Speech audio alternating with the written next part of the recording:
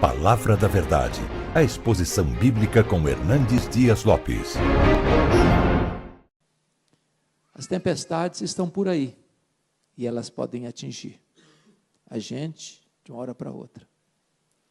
E é pensando nisso que eu quero dividir com vocês um texto da Escritura que trata desse assunto.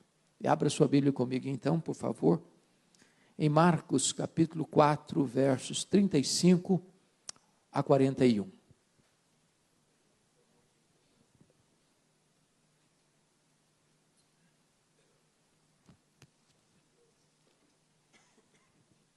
Marcos 4, 35 a 41.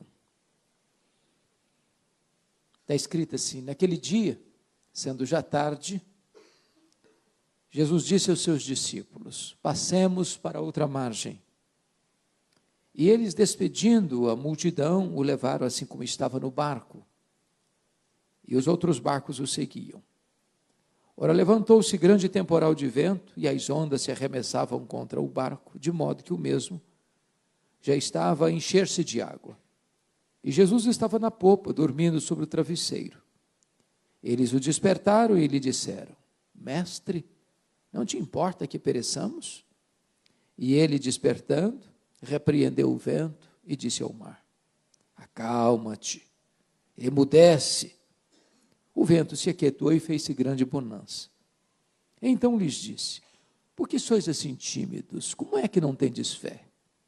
E eles, possuídos de grande temor, diziam uns aos outros: quem é este, que até o vento e o mar lhe obedecem? Eu gostaria de, à guisa de introdução, fazer 4 declarações aqui. A primeira delas é que as tempestades da vida existem e elas são inevitáveis. Elas chegam para todos, grandes, pequenos, homens, mulheres, jovens, velhos, ricos, pobres, doutores, analfabetos, crentes e descrentes. É impossível caminhar do berço à sepultura sem enfrentar tempestades. Nenhum de nós está blindado. Nenhum de nós vive imune, incólume às tempestades da vida.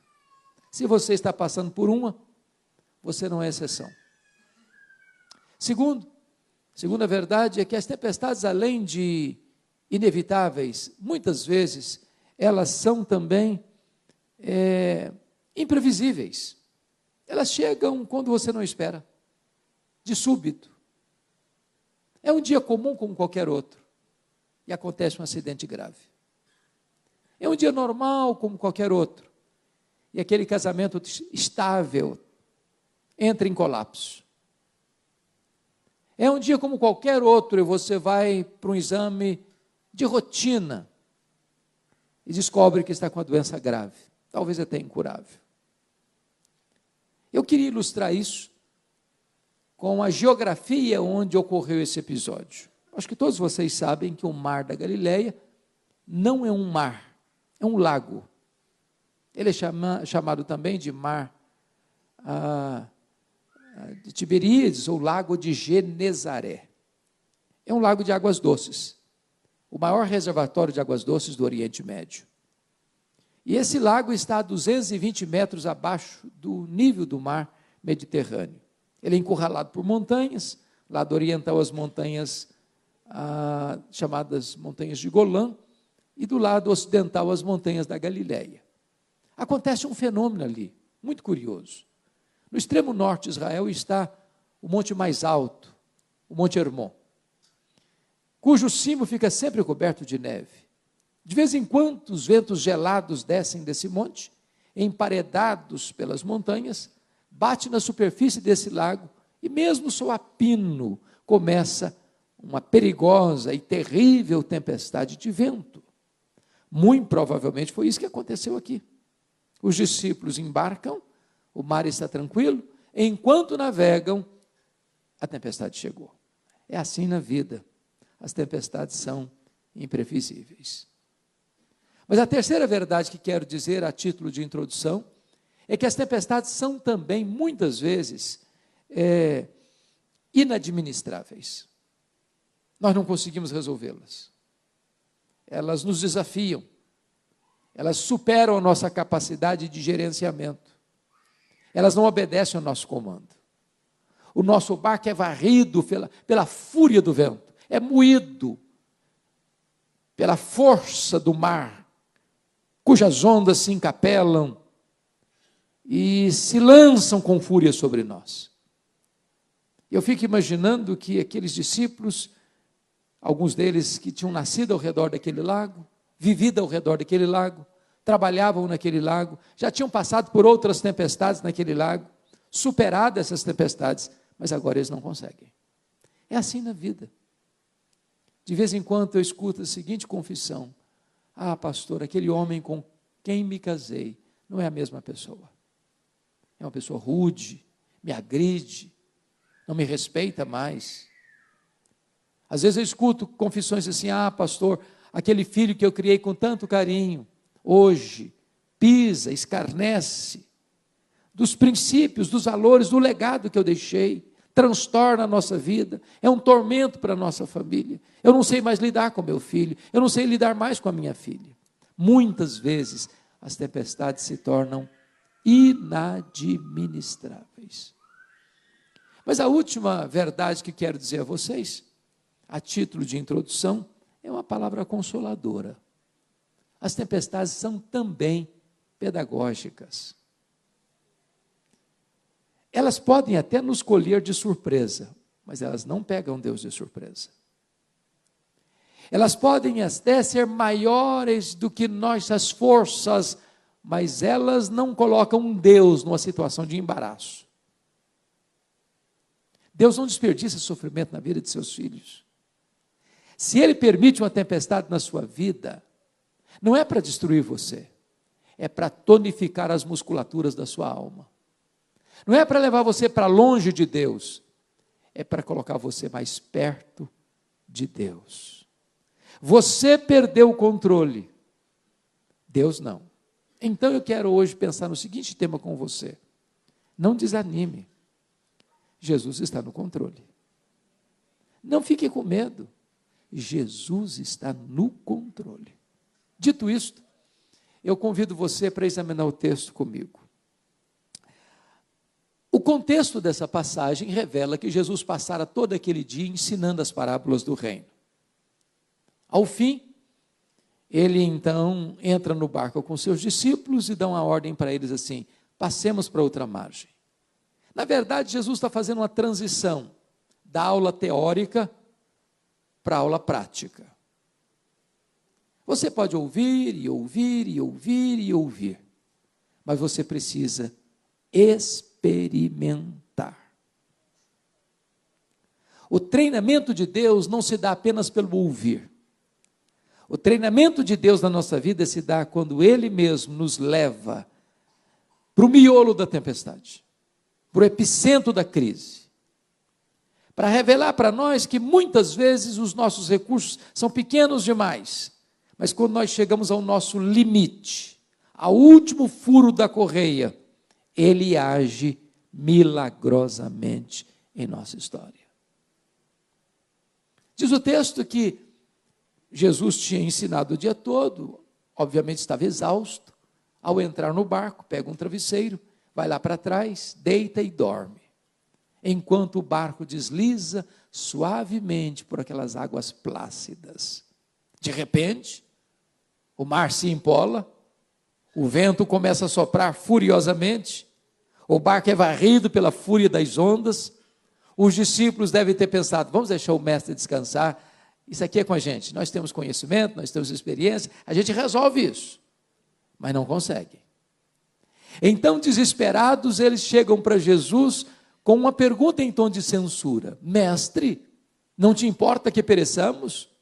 E diz o texto que Jesus se despertou, repreendeu o vento, repreendeu o mar, se acalma, emudece. E o mar, como uma fera selvagem, se encolhe.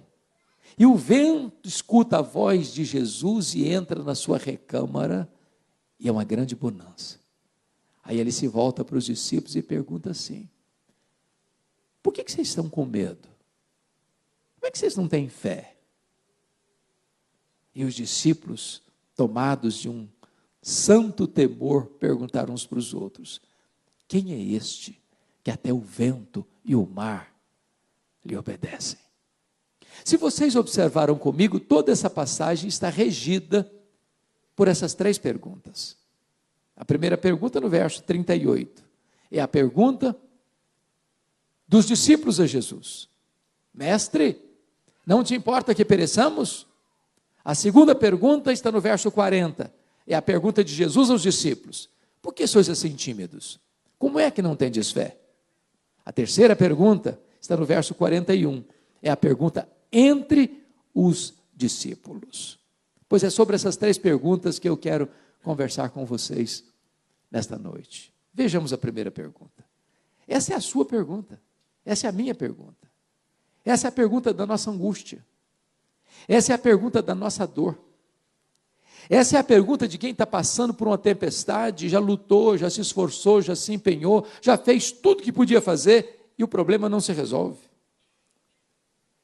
Essa é a pergunta de quem vê o seu casamento abalado e ora, e clama, e pede, e chora e o problema não se resolve. Essa é a pergunta daquele que vê alguém da família doente e jejua, e clama, e pede socorro, e clama a Deus, e pede por misericórdia, a doença se agrava. Essa é a pergunta daquele que está encurralado pela situação adversa e não vê saída, e quanto mais se empenha, mais o problema se agiganta. E nessas horas, com aqueles discípulos, nós também ficamos a pensar: o Senhor não vai fazer nada? O Senhor não vai nos socorrer? O Senhor não está vendo a nossa aflição? O Senhor não se importa que a gente pereça? Mas por que eles estão fazendo essa pergunta em tom de censura? Eu vou dar a vocês três motivos porque eles estão desesperados. Primeiro, eles estão desesperados porque na cabeça deles algumas coisas não estão funcionando bem. O que é que não está funcionando bem? Primeiro, a ordem de Jesus: passemos para outra margem com a tempestade. Ô irmãos, é fácil você entender a tempestade que Deus mandou atrás do profeta Jonas. Ele estava numa rota de desobediência. Então preste atenção: crente desviado é endereço certo de tempestade. Deus manda tempestade atrás dele. Não para destruí-lo, mas para fazê-lo voltar. Agora, como é que você entende que você está andando com Deus? Você ama Deus, você obedece a Ele, você está fazendo o que Ele mandou você fazer, e de repente a tempestade chega. Porque parece que é claro na nossa mente a seguinte coisa: se eu estou andando com Deus, se eu estou fazendo o que Jesus me mandou fazer, vai dar tudo certo. O mar vai estar calmo, a viagem vai ser tranquila, vai ter céu de brigadeiro e não vai ter nenhuma tempestade à vista. Não é assim que a gente pensa? Pois é, eles estão em crise, e você e eu também, quando a tempestade chega. Segundo, por que eles estão em crise? Porque na cabeça deles não fica bem resolvida outra coisa. Como é que eles vão conciliar a urgente necessidade deles com a aparente demora de Jesus? Se Jesus estava dormindo, ele não estava agindo. E quem está passando por uma tempestade tem pressa.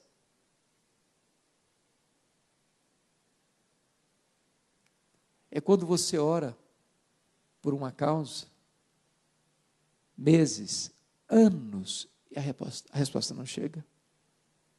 É quando você chora às madrugadas e as lágrimas secam no seu rosto e você não encontra o consolo. É quando você grita desesperado e você só escuta o eco da sua voz e o problema se agravando ainda mais. Pensa comigo em Marta. Seu irmão Lázaro está doente. Ela manda um recado para Jesus. Jesus estava um dia de viagem de Betânia. Está enfermo aquele a quem amas. É o recado que ela manda. O mensageiro gastou um dia inteiro para ir. Aí ele chega lá e diz: olha, Marta mandou dizer que está enfermo aquele a quem amas. Ela não disse: vem depressa, cancela a tua agenda, Lázaro está morrendo, corre para cá. Nada disso. Quem ama tem pressa em socorrer a pessoa amada. Quando Jesus recebeu o recado, ele disse para os seus discípulos assim: Lázaro morreu. Aí o emissário corre, talvez atabalhoadamente, no segundo dia, porque gastou um dia para ir, outro dia para voltar, e diz: olha, Marta, Jesus mandou falar que essa enfermidade não é para a morte, é para a glória de Deus. Mas o Lázaro está morto e sepultado. Olha o nó na cabeça da Marta. Jesus fica mais 2 dias onde estava. Portanto, o Senhor gastou um dia para ir, 1, 2 dias mais, 3. No outro dia, Jesus volta, 4º dia. Quando chega, o Lázaro está sepultado há quanto tempo? 4 dias. Por que Jesus não foi? Indiferença? Falta de amor? Não. Havia uma crença entre os rabinos que um morto poderia ser ressuscitado até o 3º dia. A partir do 4º, jamais. Só o próprio Deus podia descer e fazer esse milagre. Pois Jesus espera até o 4º dia, para que a nação de Israel se rendesse à verdade absoluta de que ele não era apenas um grande homem, mas o próprio Deus entre os homens. Quando Jesus parece atrasar, ele não está atrasado. No tempo de Deus não tem atraso. Quando ele parece estar atrasado, é porque ele está preparando algo maior e melhor para a nossa vida. Não desanime. Jesus está no controle. A terceira coisa que eles não entendiam era como conjugar o desespero deles com o silêncio de Jesus. Quem está dormindo não está apenas não fazendo nada, mas também não está falando. E eu posso lhes garantir que o silêncio de Jesus, às vezes, grita mais alto nos ouvidos da nossa alma que o barulho mais ruidoso das circunstâncias mais adversas. É quando você grita e só escuta o eco da sua voz. Nenhuma palavra de Deus. Os céus estão de bronze. Nenhum sinal do seu favor. Você pode imaginar o que Jó sofreu com isso? Golpeado nas 5 áreas vitais da vida. O homem mais piedoso e mais rico vai à falência. Um pai exemplar sepulta seus 10 filhos num único dia. Um homem saudável vira uma carcaça humana, uma chaga viva, uma ferida aberta. Na hora do seu maior desespero, a sua mulher olha para ele e diz: ainda conservas a tua integridade? Amaldiçoa a Deus e morre. Os amigos vêm e, em vez de aplicar-lhe o bálsamo do consolo, aplicam-lhe o vinagre das críticas mais desumanas, lançando sobre ele os libelos acusatórios mais injustos, chamando-o de ladrão, de adúltero, de louco, de ter se enriquecido porque roubou órfãos e viúvas. Esse homem está reduzido a nada, no fundo do poço. E a única pergunta que brota da sua alma é: por quê, meu Deus? Por quê? Fez 16 vezes essa pergunta. Levantou aos céus 34 queixas. A resposta foi o total silêncio. Mas uma coisa é magnífico, porque quando ele estava no fundo do poço, depois de ter perdido tudo à sua volta, algo ainda estava firme, inabalável no seu coração. E ele proclama isso. E diz: mais uma coisa eu sei. Eu perdi meus bens, eu enterrei meus filhos, eu perdi minha saúde, eu perdi o apoio dos meus amigos, eu perdi o apoio da minha mulher, todo mundo me despreza, todo mundo me rejeita, todo mundo me condena, mas algo está firme, inabalável no meu coração. Eu sei disso, o meu Redentor vive e por fim ele se levantará. Aí Deus rompe o silêncio. E Deus abre as cortinas dos céus, abre as comportas dos céus e despeja em catadupas, torrentes da sua glória sobre Jó, revela a ele a sua majestade, a sua soberania, o seu poder, o seu controle, o seu domínio no vasto universo. E Jó vai se encolhendo para reconhecer algo glorioso. Ele diz: eu te conhecia, Senhor, só de ouvir. Agora os meus olhos te veem. Eu entendo hoje uma coisa com muita clareza. Tu podes todas as coisas, nenhum dos teus planos pode ser frustrado. E Deus então restaura a sorte desse homem, devolvendo-lhe a saúde, devolvendo-lhe o casamento, devolvendo-lhe os amigos, devolvendo-lhe em dobro os seus bens, dando a ele mais 10 filhos. Ele tem 10 filhos na terra, 10 filhos no céu. O último estado dele foi melhor do que o primeiro. Sabe por quê? Porque quando Deus parece estar em silêncio, não é porque Ele está longe, não é porque Ele está indiferente, não é porque Ele não ama você, é porque Ele está preparando algo grandioso para a sua vida. Não desanime, Jesus está no controle.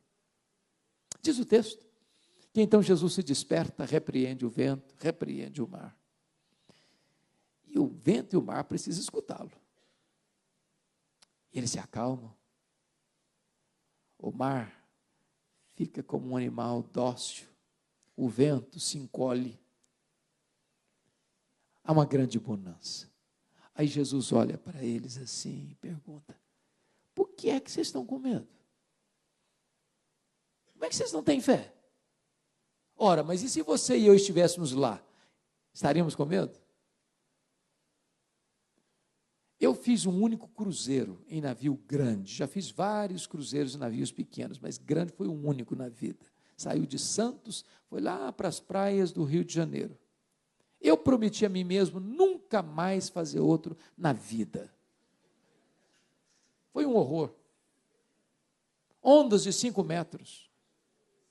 Todo mundo nauseado naquele navio. As pessoas saíam para jantar, voltavam cambaleando pelo corredor, vomitando dentro do navio. Cancelaram a programação. Foi uma coisa horrível. Quando nós estávamos retornando, ondas de 5 metros, aquele negócio horrível, sabendo que tinham 8 horas pela frente, e eu nauseado, eu só fiz uma oração, falei: Deus, ou eu durmo, ou eu morro.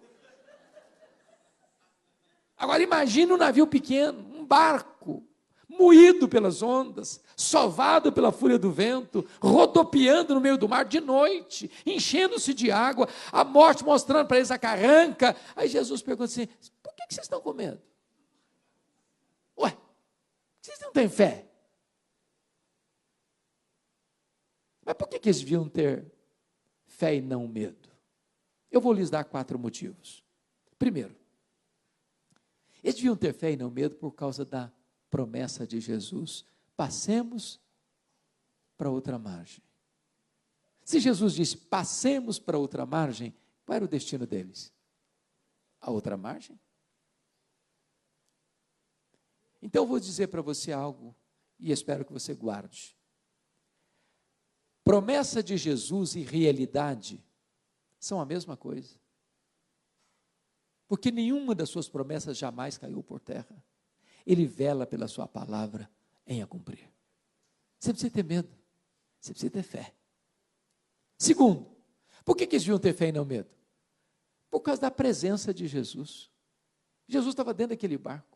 Mas quem é Jesus? O Criador do vento, o Criador do mar, o Criador do céu, o Criador da terra, o Criador do cosmos, com mais de 93 bilhões de anos-luz de diâmetro. A criatura não pode desafiar o Criador. A criatura não pode ser maior do que o Criador. O Criador dá uma ordem e o vento cessa. Dá uma ordem e o mar se aquieta.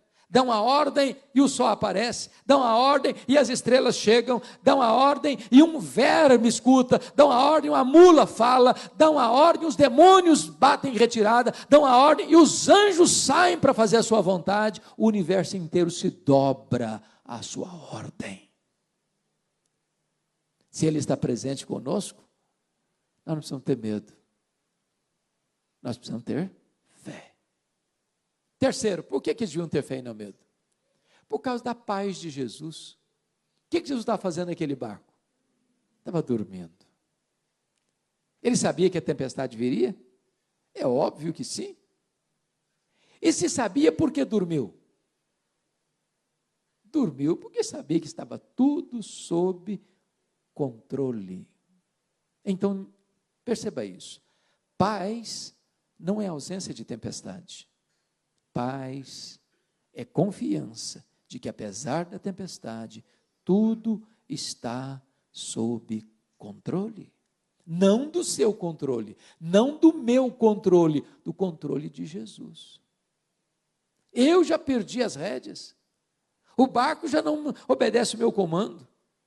O barco está à deriva, sendo varrido pela fúria das ondas e do vento. Mas Jesus está no controle. Você não precisa ter medo. Você precisa ter fé. Quarto, por que deviam ter fé e não medo? Primeiro, por causa da promessa. Segundo, por causa da presença. Terceiro, por causa da paz. Quarto, por causa do poder de Jesus. É curioso que Marcos reúne ao redor deste episódio outras circunstâncias onde Jesus demonstra o seu poder. Se não, vejamos. Aqui, ele demonstra poder sobre as leis da natureza. É por isso que você e eu acreditamos em milagres. O que é um milagre? O Senhor criou o universo e estabeleceu leis que governam o universo. Mas aquele que criou e estabeleceu leis, ele está acima e além dessas leis. É o milagre. Quando aquilo que não é natural acontece por uma ação direta e soberana dele, o Criador. O vento escuta a sua voz, o mar obedece ao seu comando. Ele tem poder sobre as leis da natureza. Mas em seguida, no capítulo 5, verso de 1 a 20, diz o texto que Jesus desembarca, depois dessa noite tempestuosa, do lado oriental do lago, na região chamada Decápolis, as 10 cidades gentílicas, e aquela cidade ali era a cidade de Gadara, e ali tem um despenhadeiro, e ali tem um cemitério, e a última coisa que você espera ver de noite, dentro de um cemitério, é gente viva. E lá tem um homem, nu, gritando, de dia e de noite, entre os sepulcros, ferindo-se com pedras, violento, tomado por 6.000 demônios, uma legião de demônios. Por que Jesus foi ali? Para quê? Porque ali tinha um homem enjeitado da família, ali tinha um homem enjeitado da sociedade, ali tinha um homem foragido da lei, que nem algemas podia prendê-lo. Ali tinha um homem que não tinha mais espaço entre os vivos, por isso morava entre os mortos. Ali tinha uma sucata humana, mas para Jesus ele tinha um valor infinito. E Jesus faz essa viagem para libertá-lo, para curá-lo, para transformá-lo e para fazer dele um missionário para o seu povo. Sabe por quê? Porque Jesus tem poder sobre os demônios. Como a escola Gaviões da Fiel, Carnaval 2019, cometeu uma grande tolice, botando na passarela Cristo sendo pisado por Satanás. O Cristo que você e eu cremos não é esse Cristo. O Cristo que você e eu cremos é a semente da mulher que nasceu para esmagar a cabeça da serpente.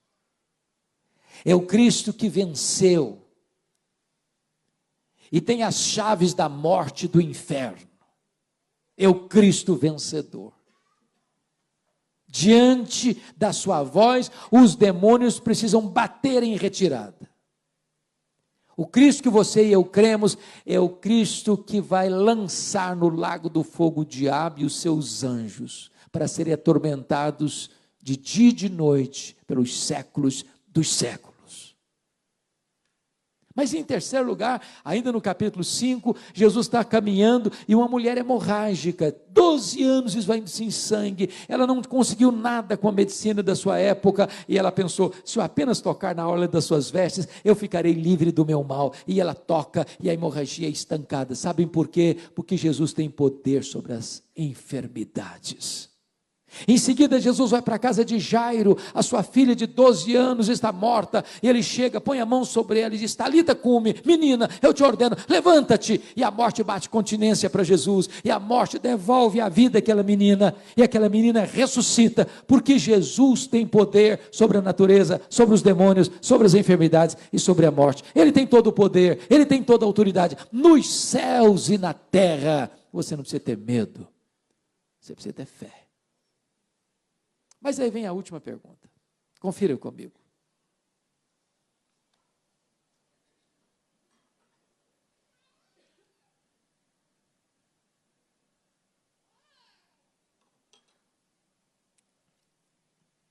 Eu fico imaginando a cena.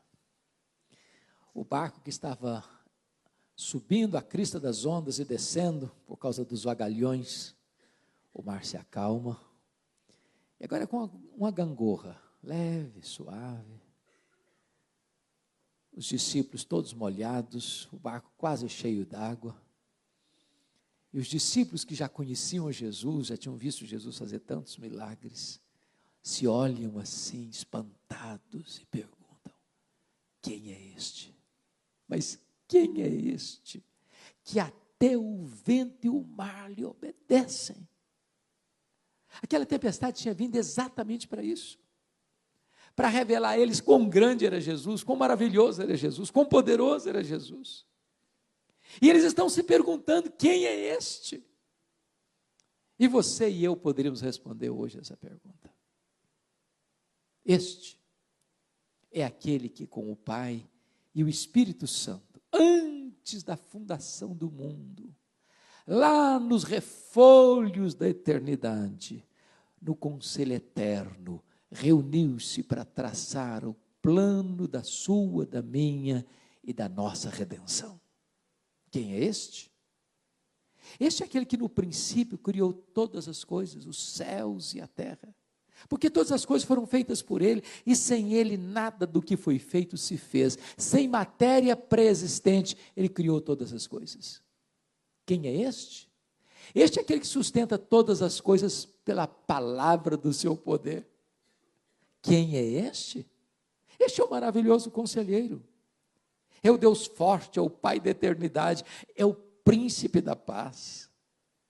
Quem é este? Este é o sol da justiça, a brilhante estrela da manhã, o Messias. Este é o rebento de Jessé, o filho de Davi, o desejado de todas as nações. Quem é este? Este é aquele que é a semente da mulher, que nasceu para esmagar a cabeça da serpente. Este é aquele de quem os patriarcas falaram, para quem os profetas apontaram.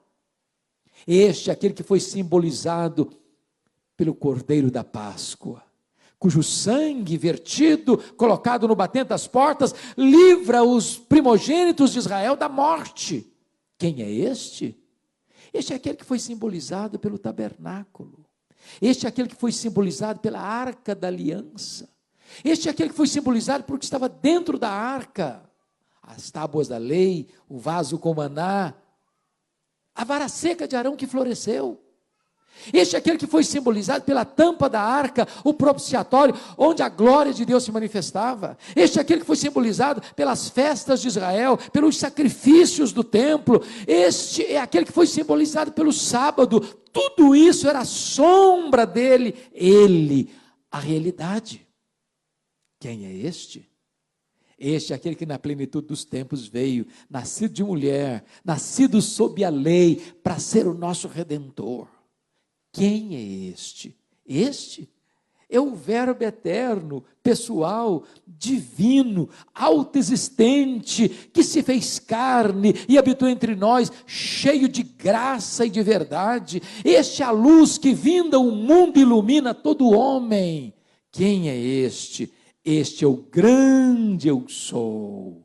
Ele é o pão da vida, Ele é a luz do mundo, Ele é a porta das ovelhas, Ele é o bom, o grande, o supremo pastor, Ele é a ressurreição e a vida, Ele é o caminho e a verdade e a vida, Ele é a videira verdadeira. Quem é este? Ora, este é o Cordeiro de Deus que tira o pecado do mundo, o Cordeiro que morreu, mas ressuscitou e está vivo, e tem as chaves da morte e do inferno. Quem é este?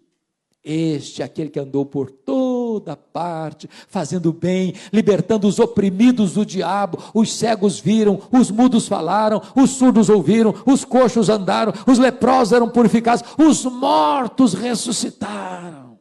Quem é este? Ora, este é o cabeça da igreja, este é o fundamento da igreja, este é o dono da igreja, este é o edificador da igreja, este é o protetor da igreja. Quem é este? Este é o nosso glorioso Redentor, Ele é o Salvador, o Messias, o Cristo. Este é o Rei dos Reis, este é o Senhor dos Senhores, este é o Alfa, este é o Ômega, este é o princípio, este é o fim. Quem é este? Este é a nossa justiça, este é a nossa paz, este é a nossa alegria, este é a nossa herança, este é a razão da nossa vida. Quem é este? Este é aquele que, sendo Deus, não julgou como usurpação ser igual a Deus, antes a si mesmo se esvaziou, assumindo a forma de servo, humilhou-se até a morte, e morte de cruz, pelo que Deus o exaltou sobremaneira, e lhe deu um nome que está acima de todo nome, para que o nome de Jesus se dobre em todos os joelhos, nos céus, na terra e debaixo da terra, e toda língua confesse que Ele é Senhor, para a glória de Deus Pai. Quem é este? Este é aquele que pela alegria que lhe estava proposta, não ficou com vergonha da própria cruz, mas caminhou para ela como um rei caminha para a sua coroação. Quem é este?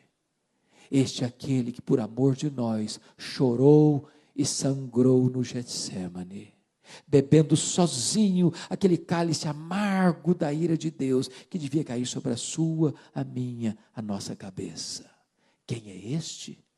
Este é aquele que foi espancado, cuspido e esbordoado no sinédrio judaico. Este é aquele que foi vilipendiado e humilhado no pretório romano. Este é aquele que carregou sobre a cruz os meus, os seus, os nossos pecados, debaixo dos apupos e vaias de uma multidão ensandecida. Este é aquele que foi pregado naquele leio maldito, mas transformou aquele patíbulo de horror num palco para a glória de Deus e para a nossa redenção, porque a cruz nos libertou. Quem é este? Este é aquele que morreu pelos nossos pecados, segundo as Escrituras, foi sepultado e ressuscitou, segundo as Escrituras, para a nossa justificação, entrando nas entranhas da morte, arrancando o aguilhão da morte, matando a morte, inaugurando a imortalidade, sendo as primícias dos que dormem, porque Ele é a ressurreição e a vida. Quem é este? Este é aquele que voltou para o céu em glória. Este é aquele que derramou o Espírito Santo sobre a igreja. Este é aquele que está lá no trono, como nosso grande sumo sacerdote, como advogado justo, intercedendo junto ao Pai pelos seus filhos. Quem é este? Este é aquele que governa as nações. Este é aquele que levanta reinos e abate reinos, levanta reis e abate reis. Quem é este? Ora, este é aquele que vai voltar pessoalmente, visivelmente, audivelmente, inesperadamente, repentinamente, gloriosamente, poderosamente, para assentar-se no seu trono de glória, para julgar as nações. Quem é este? Este é aquele que vai colocar todos os seus inimigos debaixo dos seus pés, e vai lançar no lago do fogo o anticristo, o falso profeta, o dragão, todos os ímpios cujos nomes não estão escritos no livro da vida, e por fim vai lançar a morte no lago do fogo, o último inimigo a ser vencido, e então ele entregará o reino ao Deus e Pai, para que ele seja tudo em todos. Quem é este? Este é o noivo da igreja, que vai entrar com você e comigo para as bodas, uma festa que nunca mais vai apagar, enxugando os nossos olhos toda lágrima. Não vai ter mais dor, não vai ter mais luto, não vai ter mais despedida, não vai ter mais tristeza, porque as primeiras coisas já passaram, e nós reinaremos com Ele para sempre, e sempre, e sempre, e sempre. Quem é este? Este é o nosso Salvador, que diz para nós assim: você não precisa ter medo, você precisa ter fé. Que Ele nos abençoe. Amém. Palavra da Verdade, a exposição bíblica com Hernandes Dias Lopes.